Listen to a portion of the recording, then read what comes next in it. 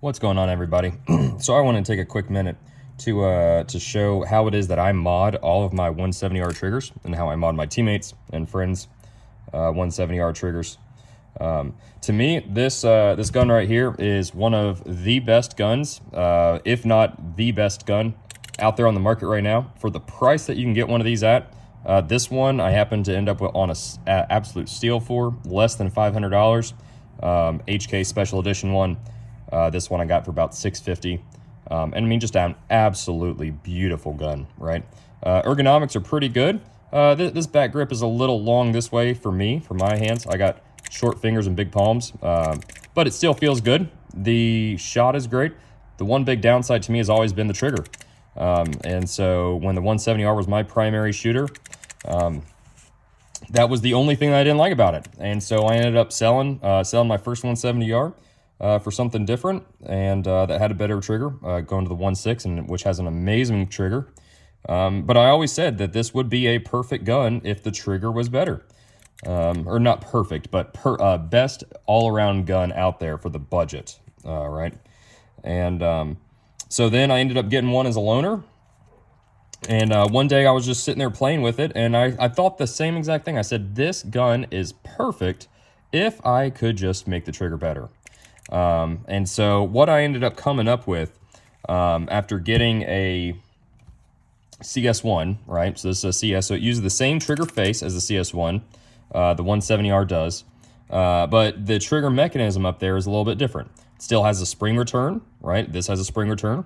And by spring return, we mean a spring that pushes the trigger forward, right? So as I push the trigger back, there is a spring that I push against, and that spring can return the trigger to the, position 0, right, or full at the pre-travel stop. The one thing that the Geo has over the 170R is it has a magnet return as well, and that magnet return has a lot of tension at position 0, right? Because as the trigger is up, there's a magnet here that is holding onto that set screw. So as we break away from the magnet, then the trigger pull gets less and less, right? The spring does the opposite. The spring has the least amount of tension at position 0, and as the trigger comes back, the tension increases, right? The way I tune triggers, I like to have more magnet tension and less spring tension. That way it's I can have it nice and light, right? I can't shake the gun and the trigger go off. But as I really start going back and forth on the trigger, man, you can really move it a lot. So seeing that, I thought, man, there's got to be a way to do it for this. Because you look at the CS2, right? CS2, which is the next step up, and the same thing. I tune these the exact same way. Heavy on the magnet, and then as we break that, it progressively gets a little bit lighter as you pull it back. Wonderful trigger, probably my favorite trigger out there. And so what I came up with was I needed to figure out a way to fit a magnet into the top, right? So that way, let me come in close here. So that way, the pre-travel screw, right, would have a magnet sitting above it that would attract this back, right? And so this is one that I've already done it with, and you can see once we break that and pull, and it comes forward, and you can tell right there it breaks past that magnet. So what you end up with is a really nice feeling trigger. And man, I mean, extraordinarily different. So I have 170R. This is my newest one that I had picked up, local from somebody at the field, and we can see what it kind of looks like. So looking at the top here, here is our spring, right? And so the spring sits below the two retaining screws. So the retaining screw, right? Our trigger assembly is under here, right? The trigger shoe, and then here's our trigger face.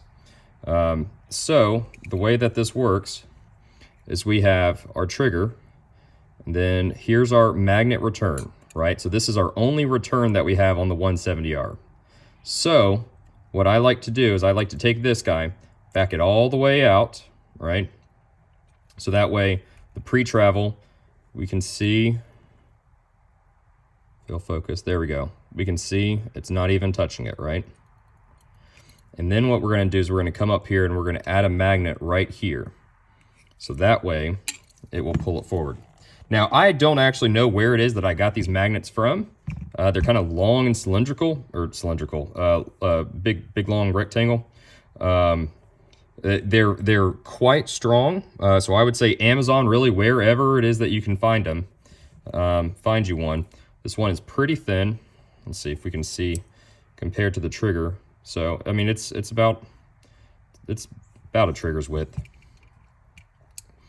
And all we're going to do is we're going to throw it right on top, right? And it could actually be quite a bit shorter than this way.